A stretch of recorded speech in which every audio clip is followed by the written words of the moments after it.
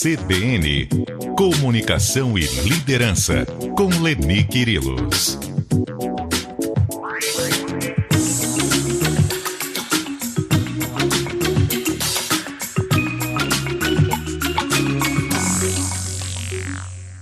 Leni Quirilos já está conosco aqui no CBN Brasil, com a Nadédia Calado, comigo. Leni, boa tarde. Boa tarde, gente. Boa tarde para todos. Sempre muito bom estar aqui com vocês. Leni, a gente recebe muitas perguntas de ouvintes e hoje quem escreveu para a gente foi o Paulo Roberto.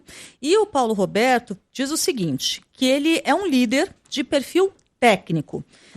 E aí ele já percebeu que ele teria de desenvolver outras habilidades além das habilidades técnicas que ele já tem.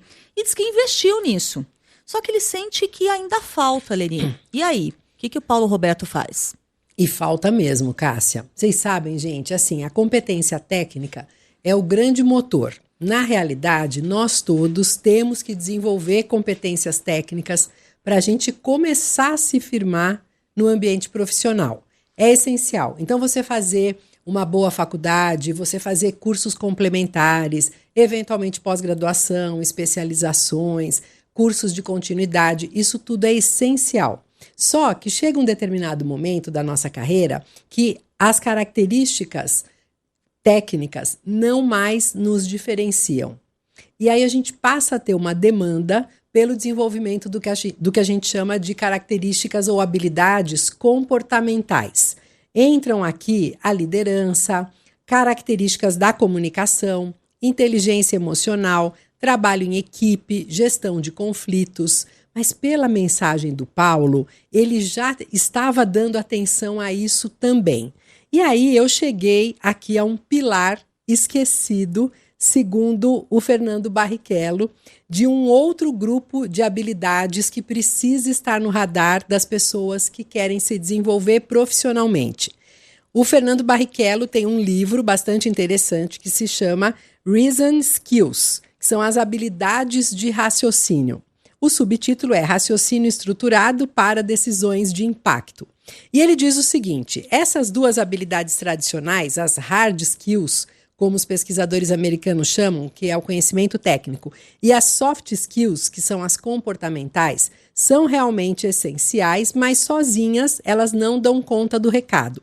E o Fernando chama a nossa atenção para esse elo, essa terceira característica, ou esse pilar esquecido, como ele diz, que conecta o domínio técnico, a inteligência emocional, a capacidade efetiva da pessoa enfrentar desafios complexos. Gente, tem tudo a ver com um pensamento estruturado, sistêmico, que permite que a pessoa faça boas escolhas. Porque esse líder, esse profissional, ele vai estar lá no contato com as diferentes demandas do dia a dia, ele tem que conduzir uma equipe, estimular e influenciar essa equipe para os resultados que eles pretendem.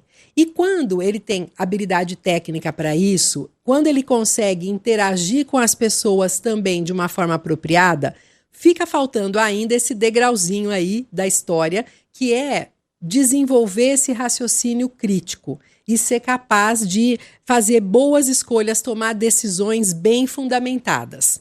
Ele diz que essas habilidades aí de raciocínio, primeiro só uma distinção, ele fala que são habilidades de raciocínio e não de pensamento, ele faz essa diferenciação. E ele diz o seguinte, que o pensamento flui por associação, segue impulsos, segue as nossas emoções e nem sempre um pensamento faz sentido. É aquela livre demanda, é o que está lá passando na minha cabeça naquele momento. Já o raciocínio exige método, exige intenção.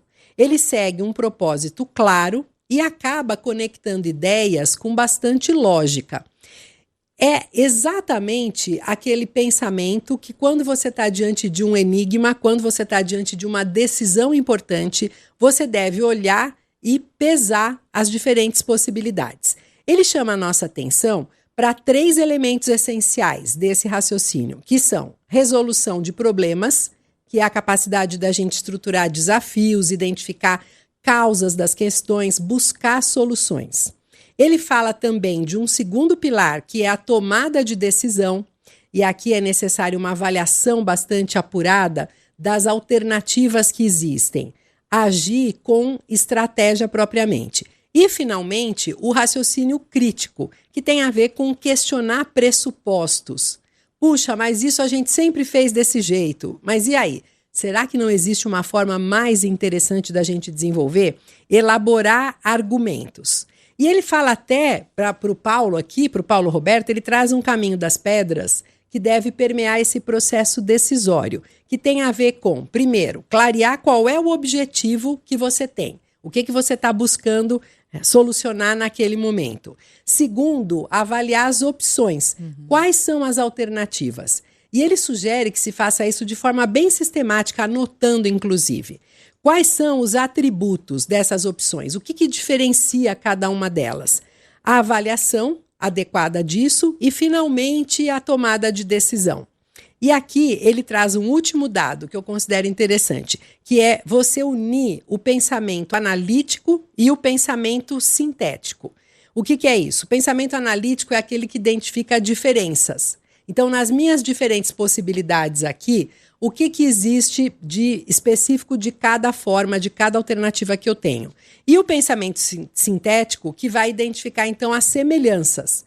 Nesse conjunto, o que eu posso utilizar? Esses dois juntos caracterizam o pensamento sistêmico, que é essa combinação ideal.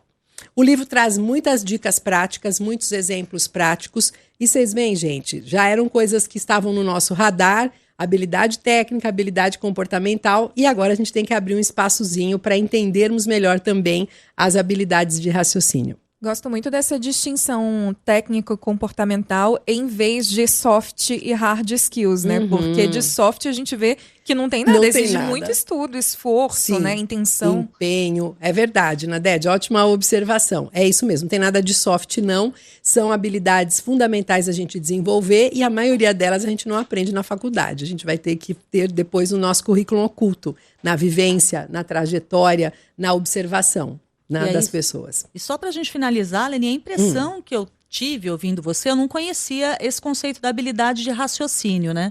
Mas a impressão é que é quase ou uma mistura ou alguma coisa que surge a partir das habilidades técnicas e das habilidades comportamentais, que você consegue desenvolver essa habilidade terceira aí usando as outras duas primeiras. Exato, Cássia, você tem razão. É que ela exige um olhar mais atento e mais direcionado, porque às vezes a pessoa tem habilidade técnica, tem habilidade comportamental, mas na hora de estruturar um raciocínio, ela não traz isso de forma tão impactante.